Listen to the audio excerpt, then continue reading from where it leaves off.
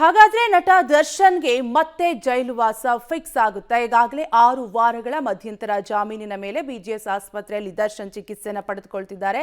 Darshan surgery ಮುಗಿಸಿಕೊಂಡ್ರೂ ಕೂಡ ಸಂಕಷ್ಟ ತಪ್ಪಲ್ಲ. ರೇಣುಕಾಸ್ವಾಮಿ ಕೊಲೆ ಕೇಸ್ನಲ್ಲಿ ಬಂಧನವಾಗಿ ಶಸ್ತ್ರಚಿಕಿತ್ಸೆಗಾಗಿ 6 ವಾರಗಳ ಕಾಲ ಮಧ್ಯಂತರ ಜಾಮೀನು ಪಡೆದು ಸದ್ಯ ಬಿಜಿಎಸ್ ಆಸ್ಪತ್ರೆಯಲ್ಲಿ ಚಿಕಿತ್ಸೆ ಪಡೆಯುತ್ತಿದ್ದಾರೆ.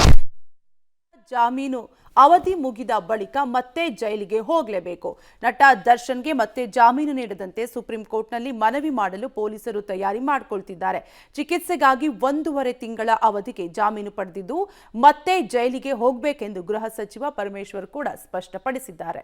ಅವರು ಈಗ ಟ್ರೀಟ್ಮೆಂಟ್ ತಗೋಬೇಕು ಅಂತ ಹೇಳಿ ಅವರು ಬೇಲ್ನಲ್ಲಿ ಇದ್ದಾರೆ. ಬೇಲ್ ಕೊಟ್ಟಿದೆ ಕೋರ್ಟು.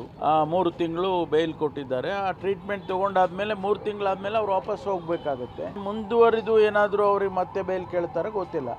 ನಾವು ಅದನ್ನ ಅಪೀಲ್ ಮಾಡಿ ಕೊಡಬಾರ್ದು ಅವ್ರಿಗೆ ಬೇಲ್ ಅಂತ ಹೇಳಿ ಸುಪ್ರೀಂ ಕೋರ್ಟಿಗೆ ಹಾಕ್ತಕ್ಕಂಥ ಪ್ರಕ್ರಿಯೆನೂ ಕೂಡ ನಡೆದಿದೆ. ಇನ್ನೂ ಒಂದಷ್ಟು ಎವಿಡೆನ್ಸ್ಗಳೆಲ್ಲ ಕಲೆ ಹಾಕಬೇಕು ಅಂತೇಳಿ ಮಾಡ್ತಾ ಇದ್ದಾರೆ. ಅದಕ್ಕೆ ಇನ್ವೆಸ್ಟಿಗೇಷನ್ ಸಂಪೂರ್ಣ ಆದ ತಕ್ಷಣ ಮಾಡ್ತಾರೆ. ಅವರು ಈಗ ಟ್ರೀಟ್ಮೆಂಟ್ ತಗೋಬೇಕು ಅಂತ ಹೇಳಿ ಅವರು ಬೇಲ್ನಲ್ಲಿ ಇದ್ದಾರೆ. ಬೇಲ್ ಕೊಟ್ಟಿದೆ ಕೋರ್ಟು. ಹಾಗಾದ್ರೆ ದರ್ಶನ್ ಮುಂದಿರುವ ಆಯ್ಕೆಗಳು ಏನು?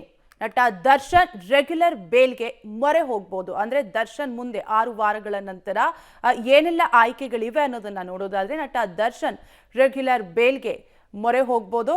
ಹಾಗೆ ಮಧ್ಯಂತರ ಜಾಮೀನು ಎಕ್ಸ್ಟೆಂಡ್ ಮನವಿಯನ್ನು ಕೂಡ ಮಾಡಿಕೊಳ್ಬಹುದು. ದರ್ಶನ್ ಮುಂದೆ ಈ 2 ಆಯ್ಕೆಗಳಿದ್ದು ಮಧ್ಯಂತರ ಜಾಮೀನು ಎಕ್ಸ್ಟೆಂಡ್ಗೆ ಮನವಿಯನ್ನು ಕೂಡ ಮಾಡಿಕೊಳ್ಳುವ ಸಾಧ್ಯತೆ ಹೆಚ್ಚಾಗಿದ್ದು, ಜೊತೆಗೆ ನಟ ದರ್ಶನ್ ರೆಗ್ಯುಲರ್ ಬೇಲ್ಗೆ ಮೊರೆ ಹೋಗಬಹುದು ಅಂತ ಕೂಡ ಹೇಳಲಾಗ್ತಾ ಇದೆ.